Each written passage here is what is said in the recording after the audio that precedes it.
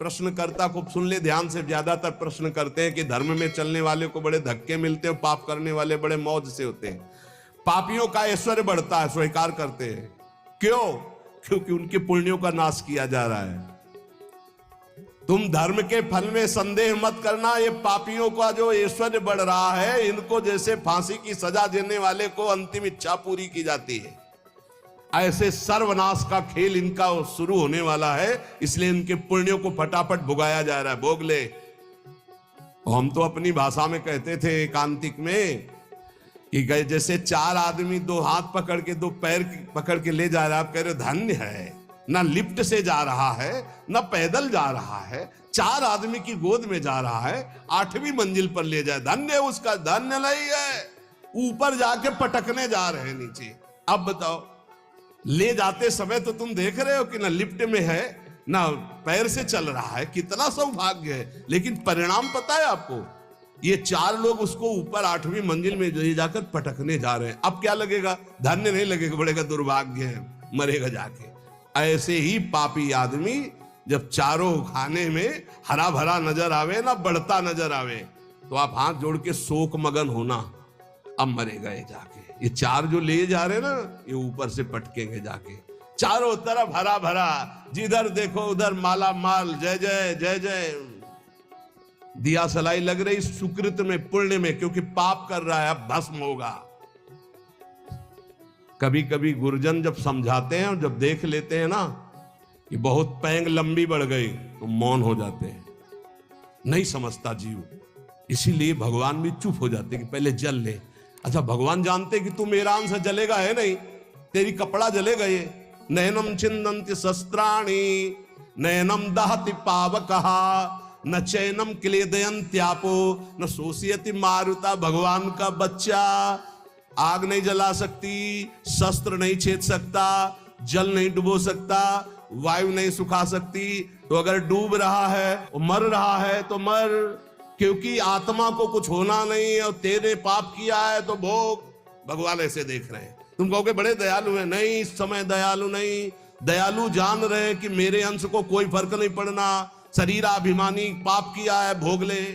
इसलिए वो अग्नि रूप भी हैं, वो जल रूप भी हैं, वो अपने में ही डुबो रहे हैं। किसको? अपने आप को। तुम्हें क्या फर्क पड़ रहा है? कुछ नहीं।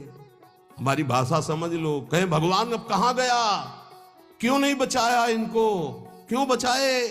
उस समय जब उपदेश कर रहे थे कि ऐसा नहीं करना, तब तूने माना, नहीं माना तो भोग। तो बोले दया क्यों नहीं है? दया इसलिए नहीं कि असली वाले को जलन नहीं होगी और नकली वाला बचेगा नहीं। क्या? ये नकली है, यही जलेगा। असली जो भगवान का अंश है, उसमें कोई ताप नहीं लगता। तो इसलिए भगवान शरीर, जैसे ये कपड़ा जल जाए तो अपने को क्या फर्क पड़ेगा, हम तो बच गए। बोले बड़ी कृपा, हम बच गए, कपड़ा जल गया। ऐसे ही कपड़ा जलता है, हम बिल्कुल नहीं जनते। हमें न कोई शस्त्र छेद सकता है, ना अग्नि। तो ये जब भगवान का अंश जीव है, भगवान ये जानते, इसलिए दया नहीं करते। अब कोई सही ढंग से चले और फिर उसके कपड़े में भी खरोच आने की बात होगी तो भगवान नहीं आने देंगे। और तुम दूसरों के शरीरों को भून भून के चटनी के साथ खाओ तो बिना चटनी के आग तुम्हें भून देगी। हमारी बातें बुरी लगेगी, लेकिन लिख लो, बिल्कुल फायर विकेट तब आएगी जब भून के तैयार हो जाओगे। पहले बूंद नहीं पानी मिलेगा, क्योंकि तुमने चटनी लगा के खाया है। वो अग्निदेव बिना चटनी के तुम्हें खा जाएंगे, क्योंकि वही अग्नि भगवान का स्वरूप है। इसीलिए कहते हैं कि होश में ये मांस खाना, मदिरा पीना, व्यभिचार करना, पापाचरण करना बंद कर दो। प्रभु अभी तक जो हुआ हुआ, अब लो नसानी, अब ना नसई हो, नहीं खतरे में हो तुम पक्का। तुम्हें नहीं दिखाई दे रहा है, कोई अविनाशी शरीर नहीं तुम्हारा। इस शरीर के लिए पापाचरण करके कभी सुखी नहीं हो सकते। तो पापियों के ऐश्वर्य को देखकर, अधर्म को धारण करने वाले कभी संदेह मत करना। इनको ऐसे सुख दिया जा रहा है जैसे फांसी की सजा देने वाले को अंतिम इच्छा पूर्ति की जा रही है। बुद्धि बदल जाती है, बुरी दशा आने के पहले बुद्धि बदली जाती है। आप ना आवे ताई तहां ले जाए, वहीं ले जाएगी जहां उसका नाश होना है। बहुत सावधानी से, कोई गलती हो जाए, कोई पाप हो जाए तो तत्काल महापुरुषों से मिलो, संतों से, हमने ये अपराध कर दिया, उसका प्रायश्चित बता दो या हमें दंड दे दो और आगे से कभी नहीं करूंगा, अब मुझे उपाय बता। वो जो बोले, वृंदावन की परिक्रमा लगा लो, उपवास कर लो, ऐसा कर लो, बस बिना विचारे कर दो, उनके वचन से पाप नष्ट हो जाएंगे। क्रिया मात्र तो केवल एक निमित्त है, उनके वचन की तुम ये कर लो, ये ठीक हो जाएगा, तुम्हारा जीवन नष्ट नहीं हो पाएगा। यदि कोई गलती हो जाए तो उसका प्रायश्चित कर लो। देखो, जो भगवान का भजन करते हैं, कभी भगवान से कुछ मांगते नहीं, उनकी पूरी जिम्मेवारी भगवान स्वयं ले लेते हैं। अगर तुम मांगना ही है तो भगवान से भजन मांगो, भजन कि मेरा निरंतर भजन बनता रहे। तुम अल्पज्ञ हो, भजन के सिवा और जो भी मांगोगे वो धोखा हो जाएगा, कोई लाभ नहीं है।